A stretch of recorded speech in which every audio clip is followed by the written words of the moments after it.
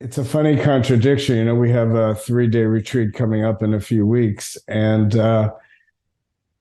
mostly people kind of look forward to them. You kind of want it. And I know my own experience still, even as the teacher, sometimes the first day, it's like, what am I doing here?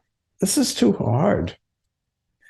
But the beauty of retreat, and it's kind of the way Marjorie was talking about it, you kind of just follow the schedule. Sometimes we say the schedule really is the teacher, and you just follow the schedule, and then all this stuff comes up. And sometimes you get the insight, all we're doing is going from here to here, but I'm creating this whole drama around that. So essentially, Zen practice is, can we see ourselves? Everything, in fact, if we're paying attention, shows us the contours of this self that Marjorie was talking about. Usually we don't want to look. Usually we make ways to separate ourselves. So a couple of things that Marjorie said I just want to touch on. The first one is this language construction. Everybody uses it. My karma. And, I just did get back from Asia. We were both in Korea and in Hong Kong.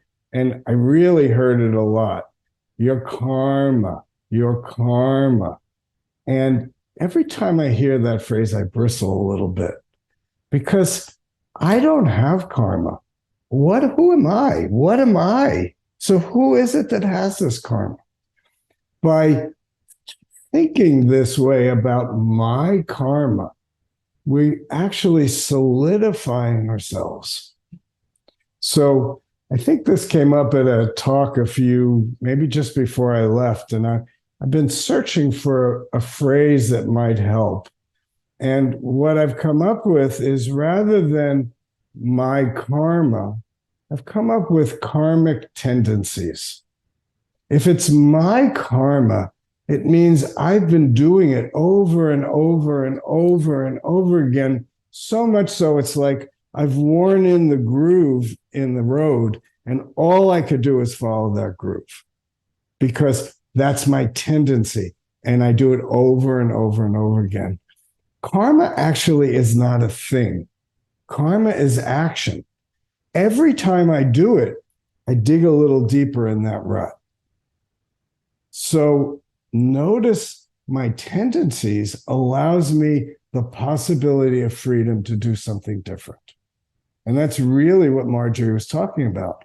How do we free ourselves from the slavery of having to be a certain way and open ourselves up to the possibility of some freedom? It's hard. It's hard work. That's why retreats are hard work. That's why it sometimes doesn't sound that good, because we're having to notice things that we don't want to look at. Each one of us we look different, we act different. What that tells me is my way is not the only way. My karmic tendencies push me this way, but your karmic tendencies move you in a different way. So that means it doesn't have to be the way I think it is. So I hope you can feel a little freedom. You can get the sense that you're not solid. You're not such a big deal. You actually can be free.